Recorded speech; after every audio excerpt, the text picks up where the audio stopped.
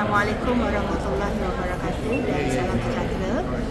WEF, Women Economic Forum ASEAN 2025 akan berlangsung di Kuala Lumpur, Dewan Perdana MITI pada 19-21 Jun 2025.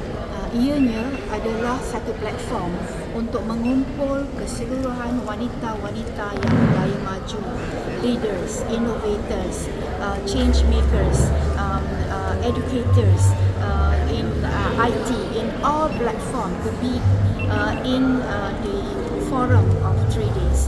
And of course, kita mengumpul wanita-wanita bukan sahaja dari keseluruhan negara ASEAN tetapi daripada seluruh dunia. Hingga hari ini kita ada lebih 30 negara yang akan menjadi partisipan dan juga akan menjadi speaker untuk forum pada 19-21 ini.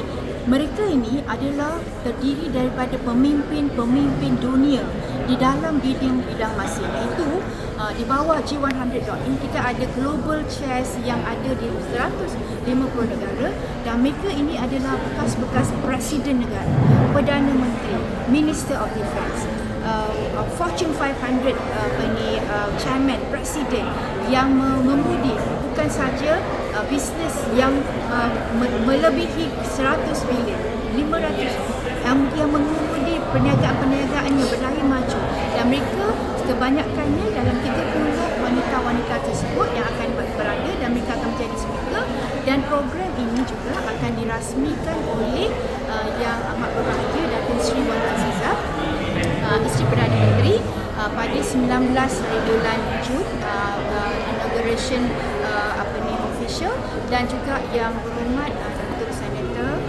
Datuk Zafrul.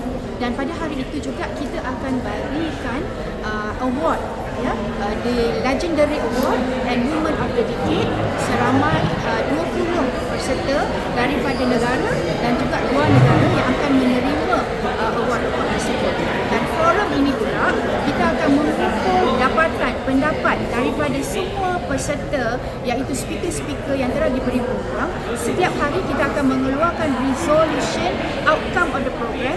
Pada hari yang ketiga kita akan buat resolution dan outcome program tersebut dan kita akan sampaikan kepada Perdana Menteri, minister-minister di dalam negara dan juga minister-minister ASEAN.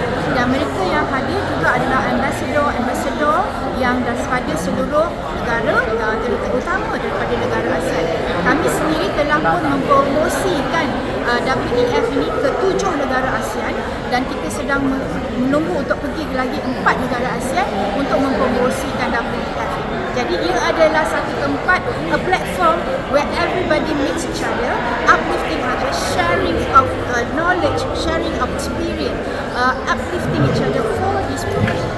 Daripada negara ASEAN itu kan 11 negara yang dah daftar. Total sekarang kita dah ada lebih kurang 150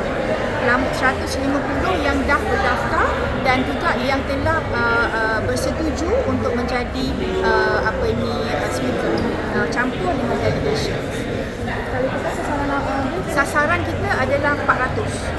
Jadi kita akan membawa juga lebih kurang 150 pelajar-pelajar daripada universiti, iaitu UPN, IPSAS dan juga SAGI College untuk menjadi sebagai ini adalah pelajar-pelajar di peringkat master dan degree dan juga PhD yang akan menjadi peserta untuk mengikuti forum. Kita nak ketengahkan bagi peluang kepada mereka untuk berada bersama kita, melihat, mendengar dan mencapai cita-cita mereka.